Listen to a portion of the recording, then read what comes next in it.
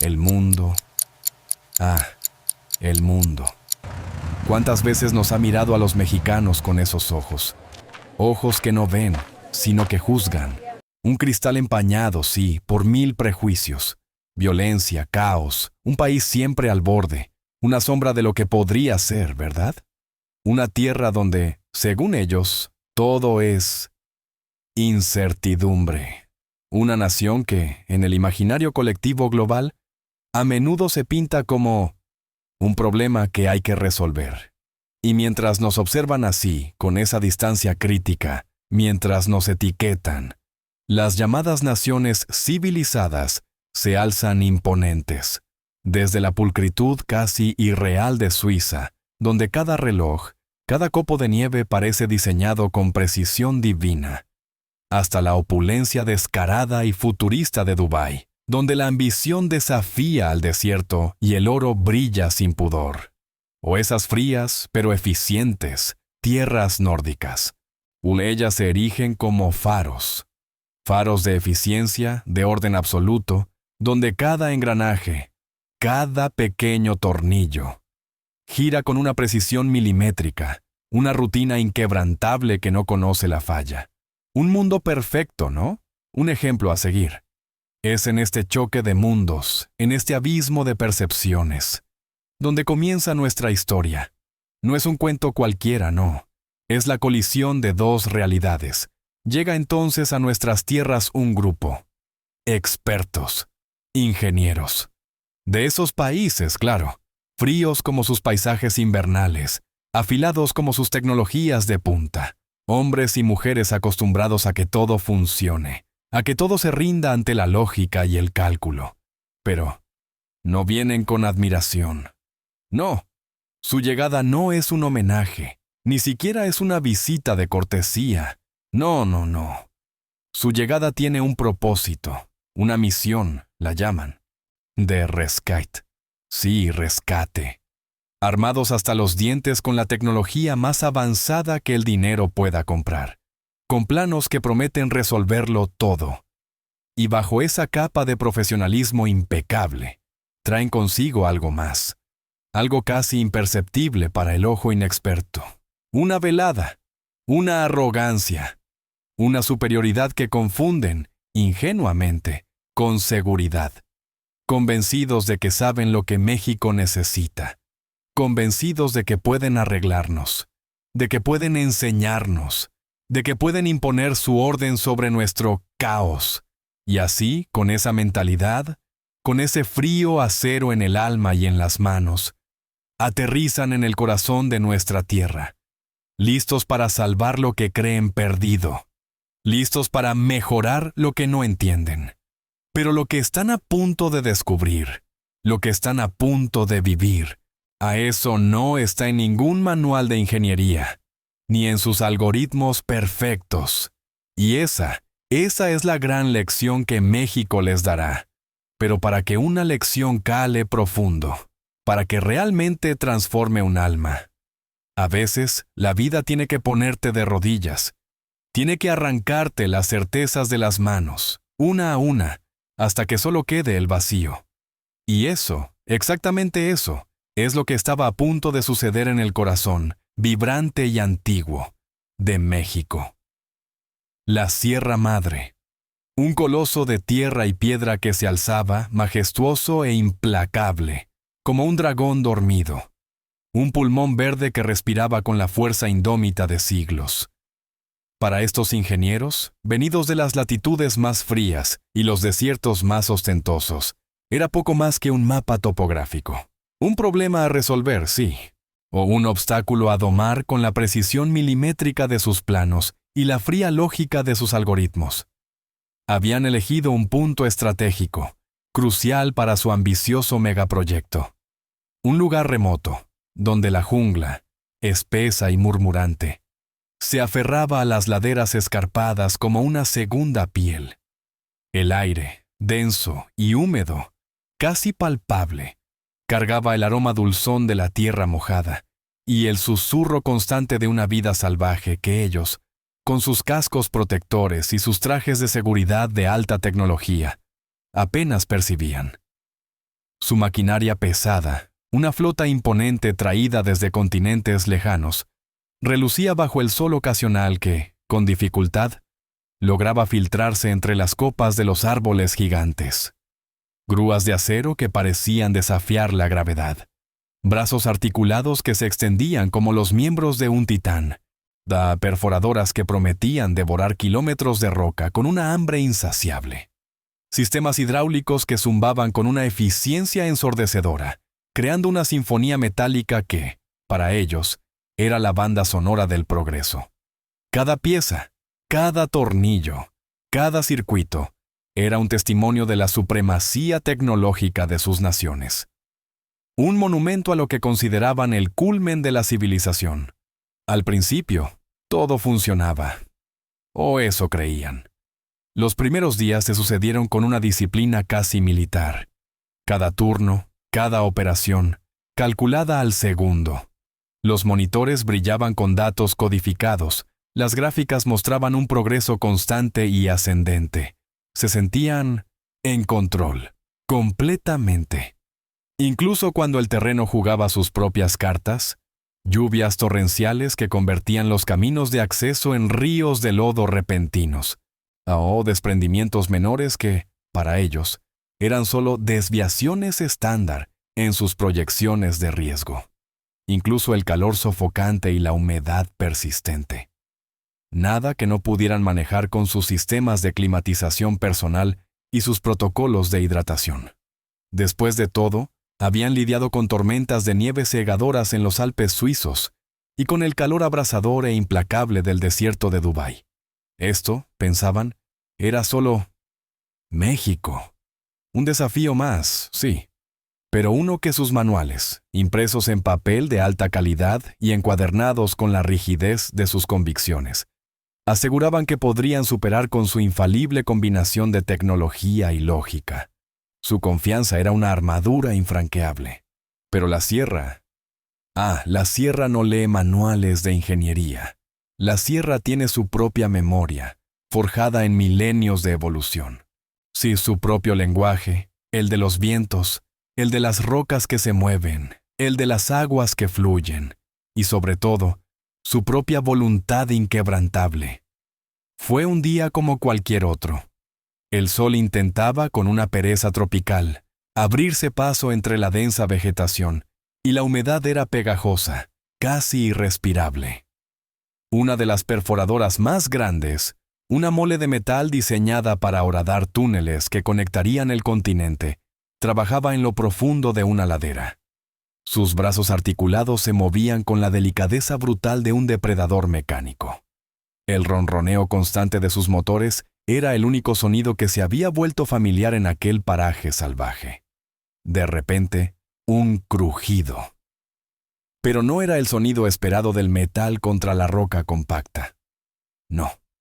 Fue un sonido seco, gutural, profundo, como el que hace un hueso al partirse, a un eco antinatural que se propagó por el valle, ahogando el estruendo habitual de los motores y los generadores.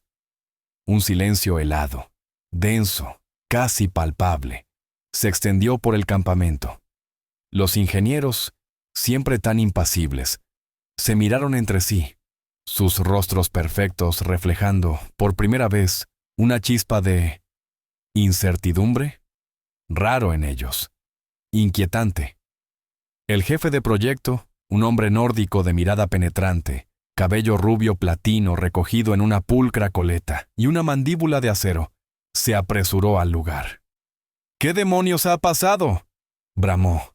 Su voz, normalmente medida y controlada, ahora teñida de una agudeza inusual, casi estridente.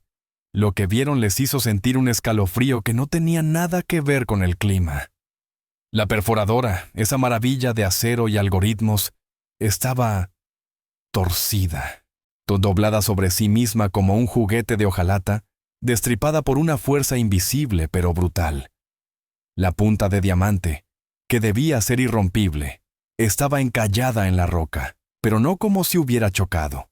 Parecía atrapada. Pero eso no era lo peor.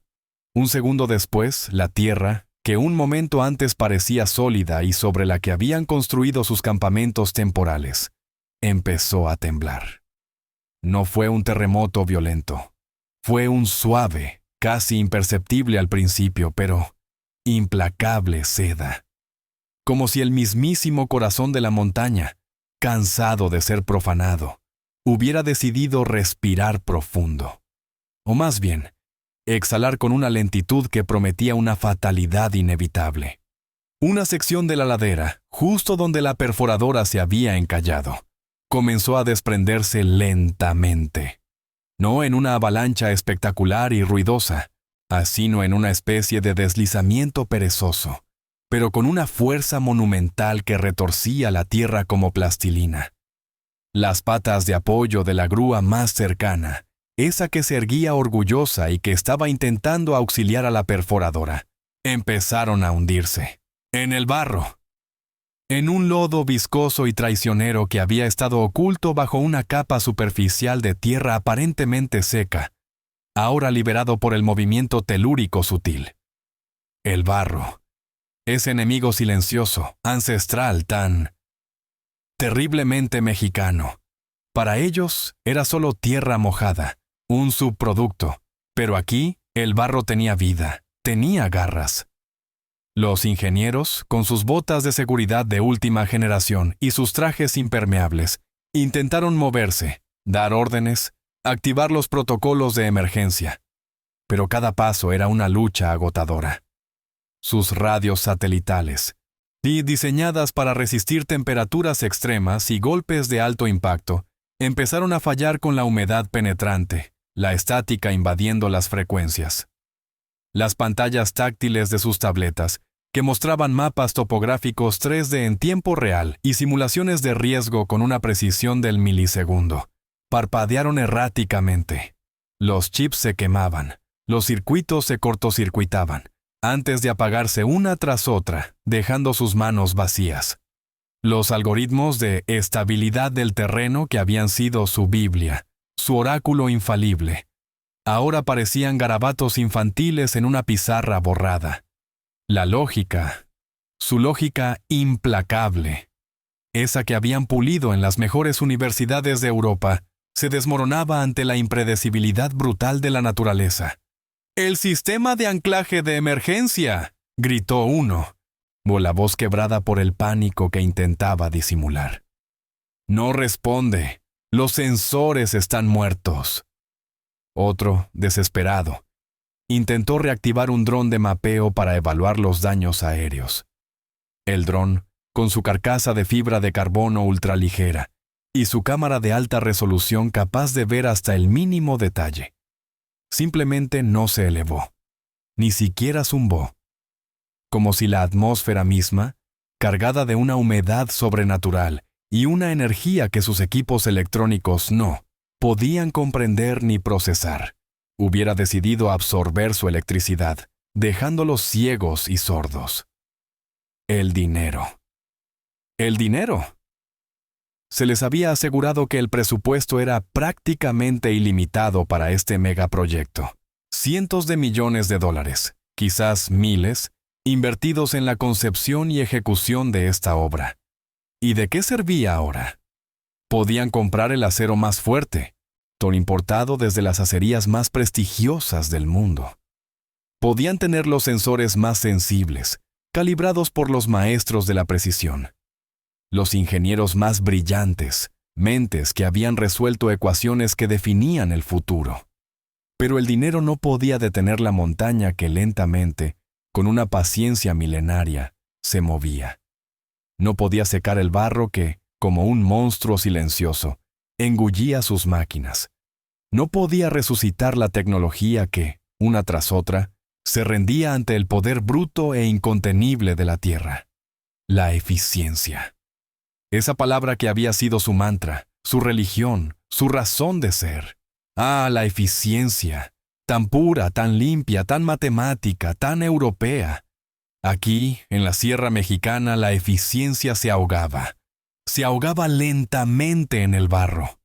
No era una muerte rápida, sino una agonía lenta y frustrante. cada intento de rescate de sus propios equipos se volvía más fútil, más débil.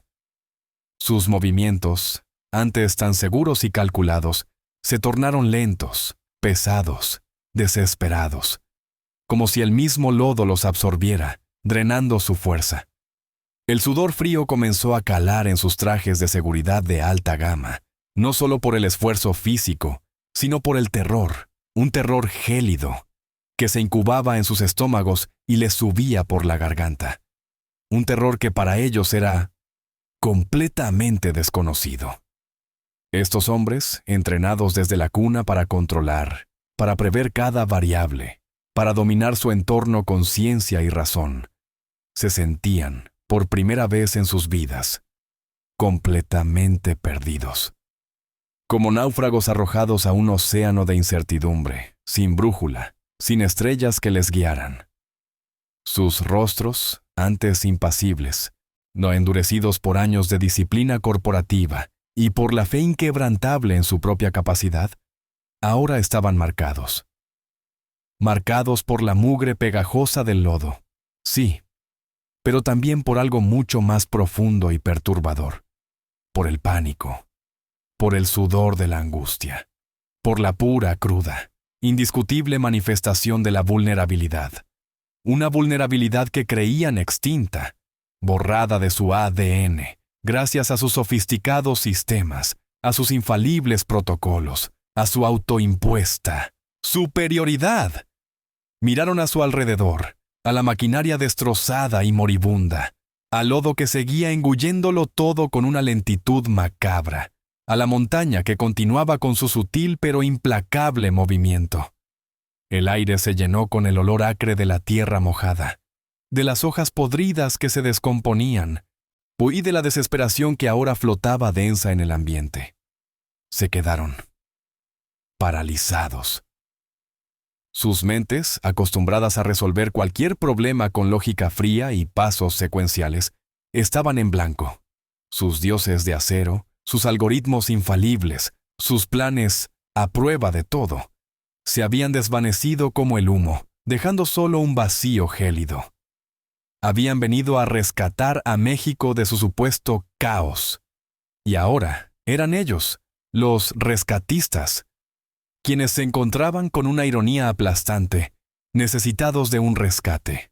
Era una ironía amarga, una bofetada helada de la realidad que les recordaba que, por muy avanzados que se creyeran, la naturaleza y sus secretos más profundos, la esencia misma de esta tierra, operaban bajo reglas que su ciencia, su dinero y su arrogancia jamás podrían comprender, y mucho menos controlar.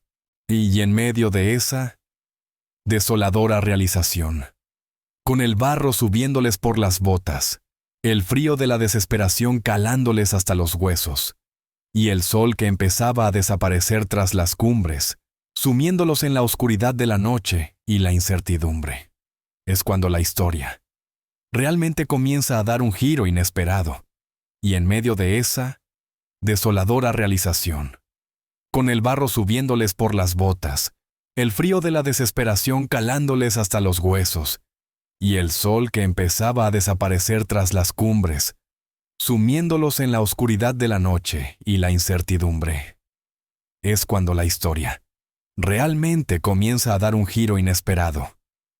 Porque justo cuando el último rayo de luz se rendía ante las sombras, proyectando siluetas largas y fantasmales sobre el terreno indómito, una figura emergió de la bruma serrana, a una figura que parecía haber sido teñida por el sol y labrada por el viento de incontables estaciones.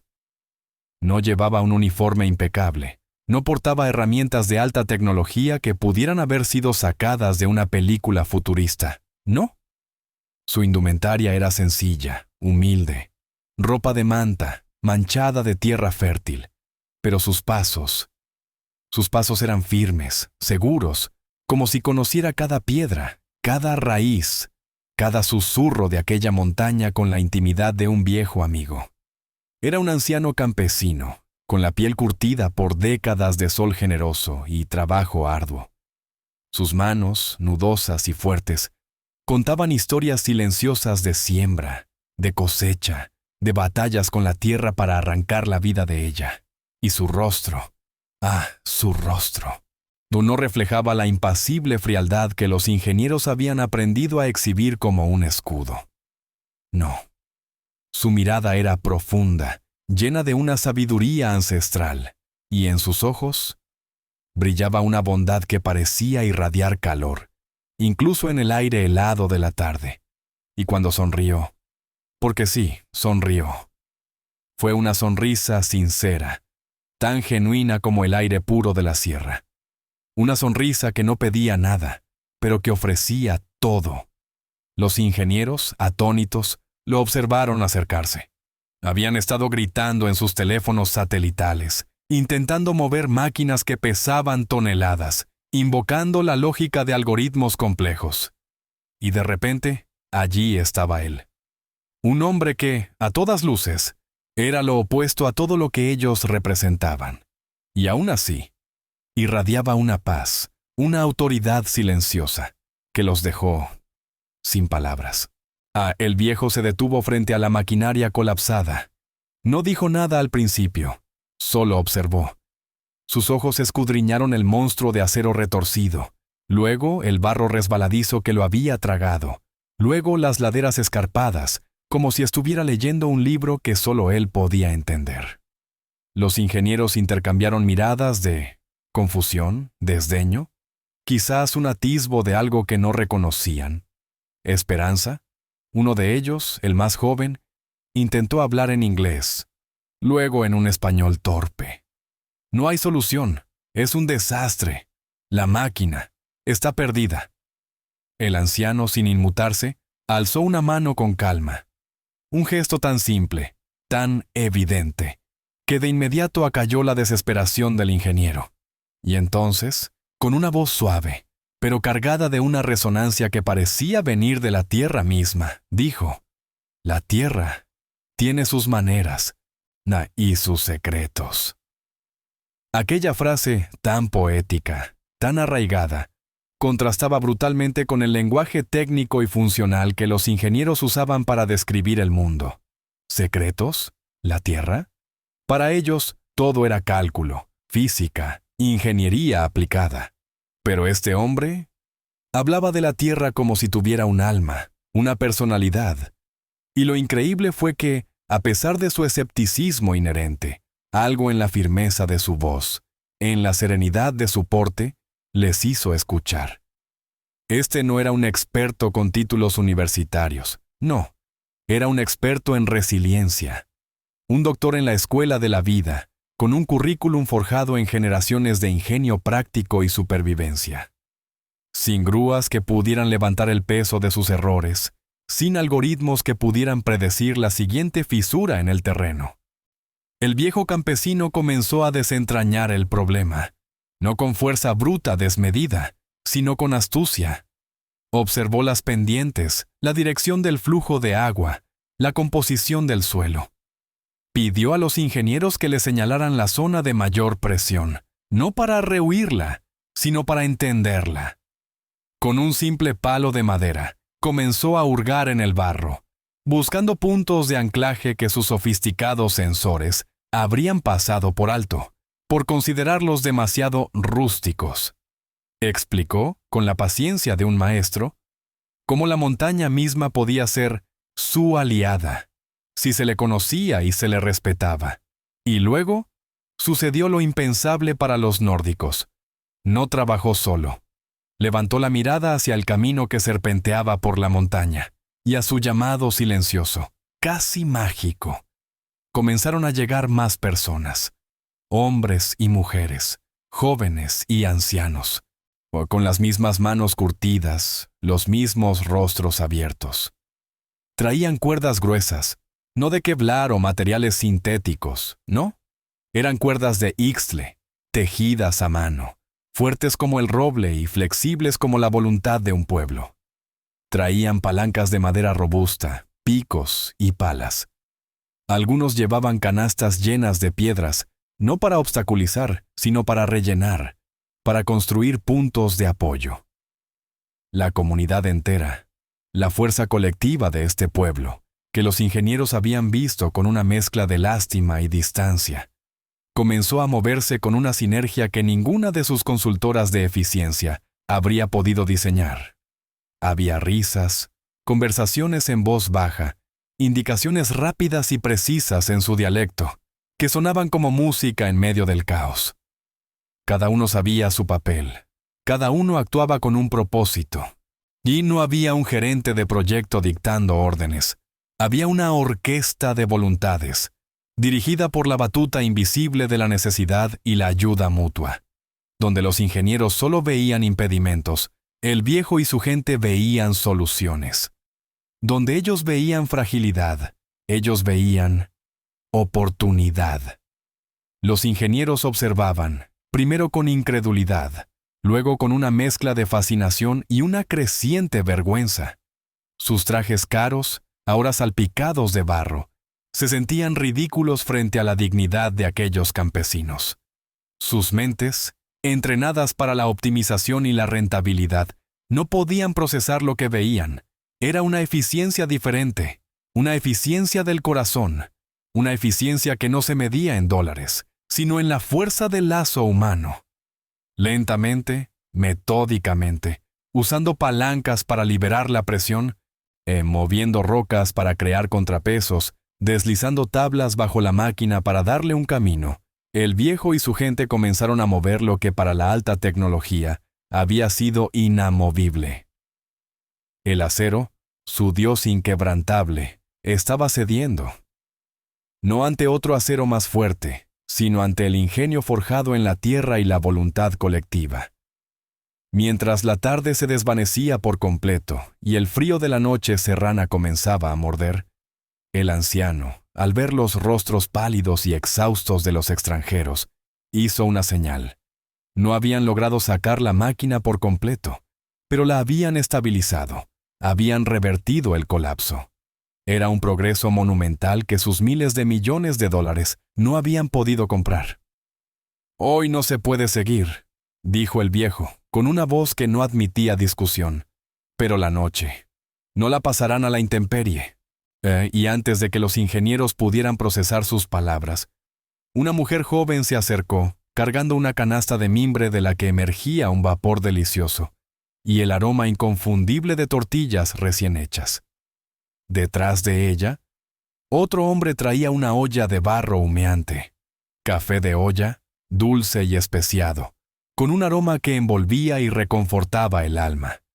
Les ofrecieron la comida con una naturalidad pasmosa, como si fuera lo más normal del mundo, compartir el pan con desconocidos varados en la montaña, tortillas calientes, hechas con maíz molido a mano, cada una un pequeño disco de sol y sustento. El café, oscuro y fuerte, calentó sus manos y sus estómagos vacíos. Era una comida sencilla, la más sencilla que jamás hubieran probado. Y sin embargo, les supo a banquete, a una comunión sagrada. «Mi casa está cerca», continuó el viejo, señalando con un movimiento de cabeza hacia un pequeño sendero que desaparecía entre los pinos. «Es humilde, pero tiene un techo firme y fuego para calentarse. Estarán seguros». Los ingenieros, los hombres de acero y cifras, estaban aturdidos. Habían venido con sus trajes protectores y sus barreras mentales. Habían venido a rescatar a un país que ellos consideraban deficiente. Y ahora estaban siendo rescatados. No con maquinaria pesada, sino con la calidez de una tortilla, el refugio de un hogar desconocido, y la generosidad de almas que no esperaban nada a cambio. Uno de los ingenieros, el líder del equipo, un suizo de mirada fría y calculadora, intentó sacar su cartera. Era un gesto automático, una respuesta programada a cualquier interacción humana. Pagar. Ofrecer una solución monetaria a una situación de servicio. Extendió unos billetes de alta denominación hacia el anciano. Y fue entonces, en ese instante preciso, mientras la luz de la luna apenas comenzaban a iluminar la sierra, revelando la silueta de los ingenieros con sus rostros tensos y el del viejo con su sonrisa imperecedera. Cuando el anciano, con una dignidad que hacía temblar la arrogancia de los forasteros. Rechazó el dinero con un suave movimiento de su mano. Sus ojos se clavaron en los del ingeniero, no con resentimiento, sino con una profunda sabiduría, con la fuerza inquebrantable de milenios de cultura y de honor, y pronunció unas palabras que resonaron en el aire de la montaña, que golpearon las almas heladas de los nórdicos como una bofetada helada, y al mismo tiempo, como una ola de calor purificador, con cada sílaba cargada de la verdad de su tierra, de la esencia misma de su gente.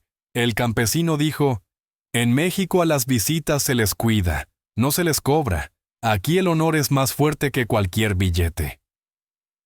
La frase se quedó suspendida en el aire, densa, poderosa. No era una simple declaración, era un credo. Era la constitución no escrita de un pueblo, el latido genuino de su hospitalidad. Los ingenieros, acostumbrados a un mundo donde cada transacción tiene un precio, donde cada servicio se calcula al céntimo, donde la ayuda siempre viene con una factura oculta, se quedaron mudos. El dinero, el Dios al que habían adorado toda su vida, el símbolo de su éxito y su poder, acababa de ser rechazado. No por falta de necesidad, no por soberbia, sino por algo mucho más grande, mucho más sagrado: el honor. El honor de cuidar a quienes llegan, de compartir lo poco que se tiene, o de extender la mano sin esperar recompensa, porque la recompensa ya está en el acto mismo de dar. En sus mentes, la imagen de sus cuentas bancarias, de sus mansiones, de sus coches de lujo, comenzó a palidecer.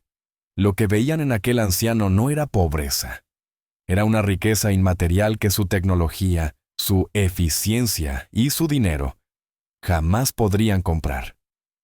Era la riqueza de un corazón abierto, la abundancia de un espíritu que no conocía el cálculo, solo la entrega.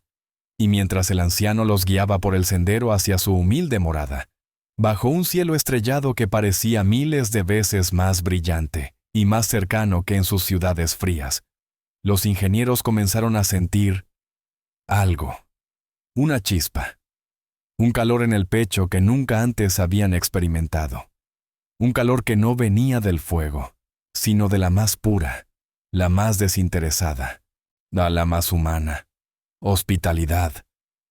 Y con cada paso se acercaban no solo a un refugio, sino a una revelación que cambiaría todo. La frase del anciano: «En México a las visitas se les cuida, no se les cobra. Aquí el honor es más fuerte que cualquier billete», resonaba en sus oídos.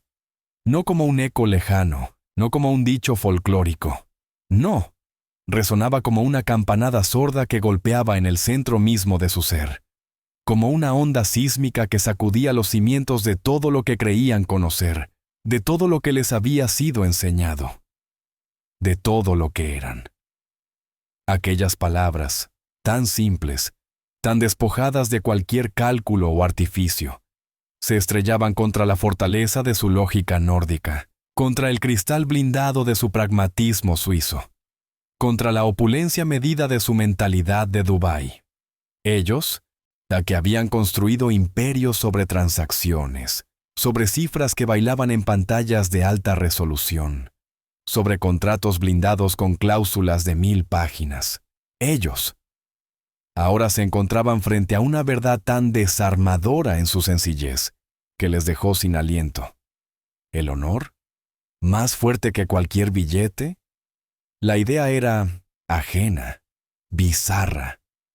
En su mundo, el honor se compraba, se vendía, se medía por la reputación en el mercado, por la rentabilidad de las acciones, por el valor neto de los activos.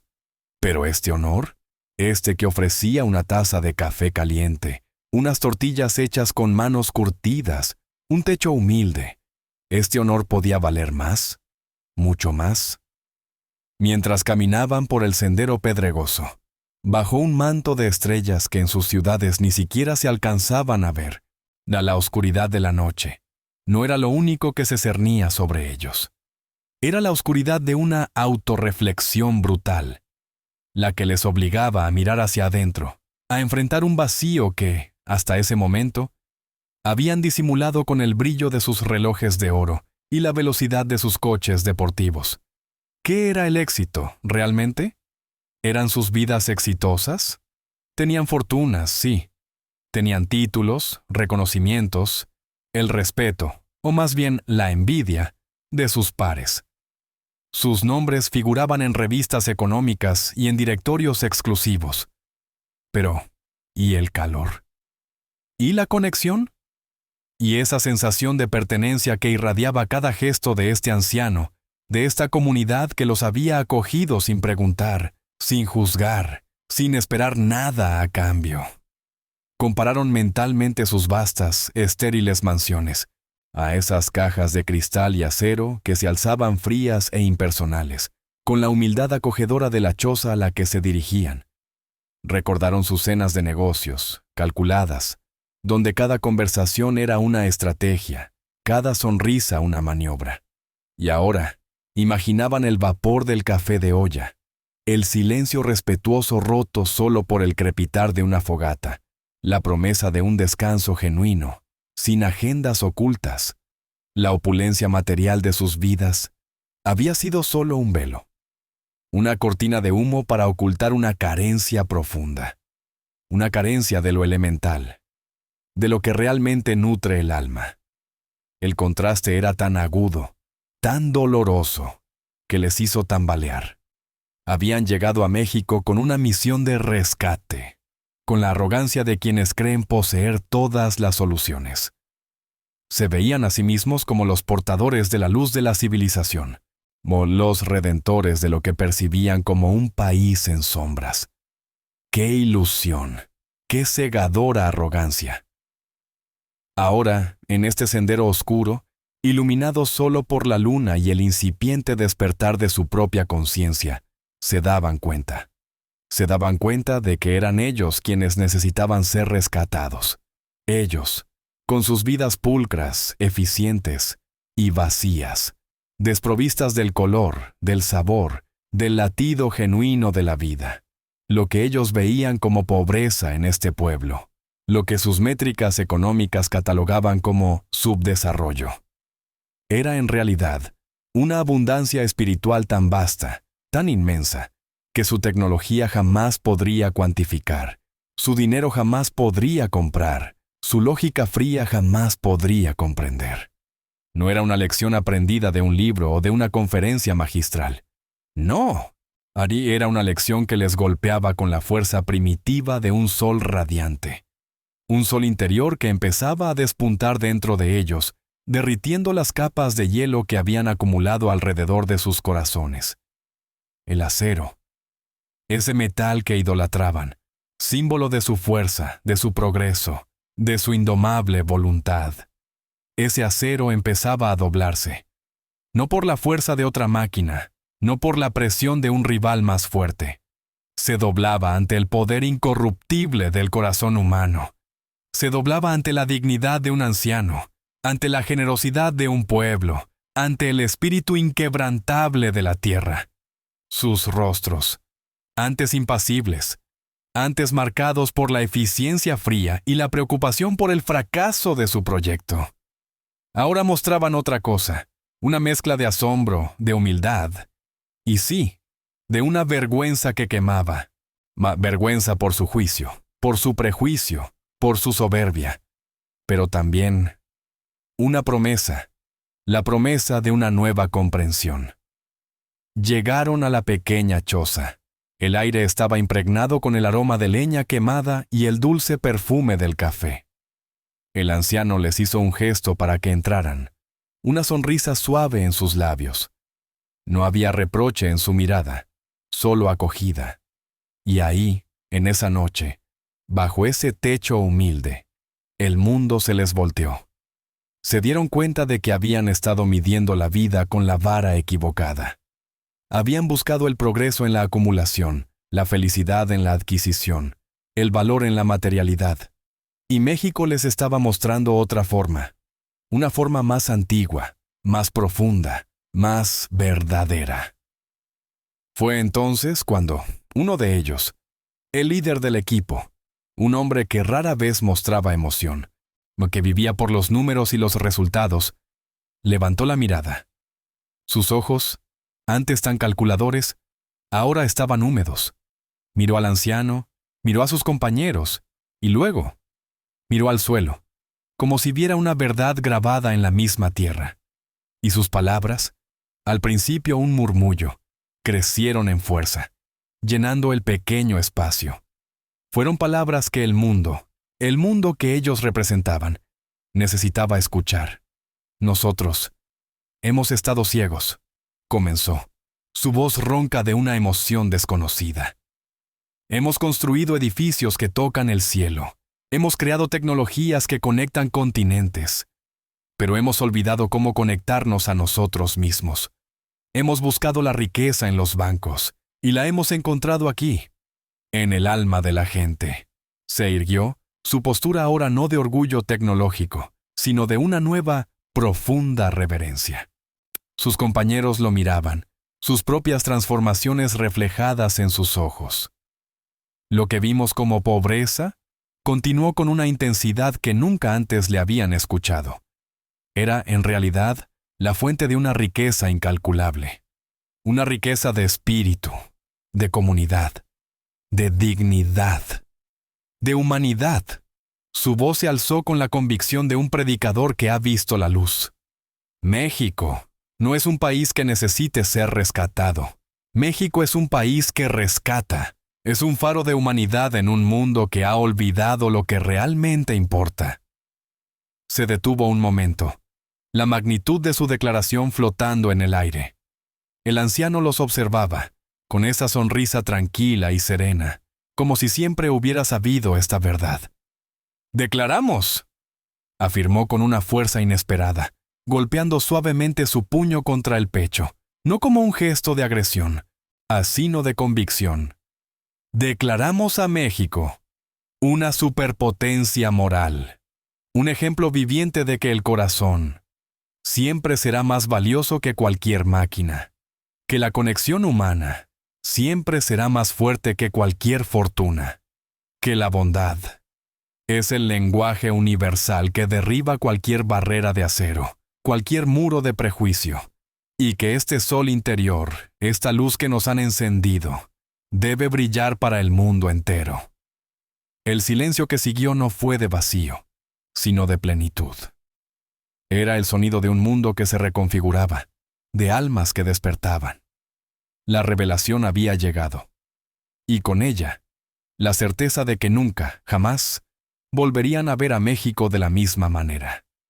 El acero se había doblegado, el corazón había vencido, y el despertar apenas comenzaba. La conclusión estaba al alcance, pero la lección, esa perduraría por siempre. Sí, la lección, esa perduraría por siempre, porque lo que estos ingenieros descubrieron, lo que todos deberíamos entender, es que México no es solo un país, no es una postal, ni un mapa, ni una estadística más en el gran rompecabezas global. No. México es una lección, una enseñanza viva que pulsa en cada rincón de su tierra, en cada latido de su gente. Una cátedra magistral de humanidad que no se imparte en aulas de cristal, sino entre montañas indómitas y el abrazo genuino de una comunidad. Es una tierra donde el corazón late a un ritmo diferente, al compás de la generosidad más pura, de una dignidad que no se compra ni se vende, de una resiliencia que ninguna adversidad puede doblegar. Una fuerza tan profunda, tan auténtica, que es capaz de derretir el acero más frío de los prejuicios, de los cálculos, de la eficiencia vacía. Es capaz de iluminar las almas más oscuras, aquellas que, como la de nuestros ingenieros, vivían en la sombra de una riqueza que no llenaba el espíritu. Esta historia es un espejo para el mundo, un recordatorio potente de que la verdadera superpotencia no se mide en torres de cristal ni en monedas relucientes. Se mide en la capacidad de un pueblo para ofrecerlo todo, cuando no tiene nada, se mide en la fuerza de una sonrisa sincera, en la calidez de una tortilla compartida, en la promesa inquebrantable de honor y hospitalidad. México es la demostración viviente de que la bondad no es una debilidad, sino nuestra mayor fortaleza, que la conexión humana, ese hilo invisible pero irrompible, y es el verdadero motor que mueve montañas, y que el amor, sí, el amor en su expresión más pura, es la única tecnología que jamás fallará. Así que si hoy, mientras escuchabas esta historia, sentiste el orgullo de esta tierra vibrar con fuerza en tu pecho, si este sol interior, esta luz que México comparte con el mundo, también encendió algo en ti, entonces te pido que te unas a esta verdad. Suscríbete a este canal para seguir descubriendo estas historias, para honrar y compartir la inmensidad de México. Y por favor, comparte este mensaje con todos aquellos que aún necesitan despertar, porque el mundo necesita esta lección. El mundo necesita a México, ahora más que nunca.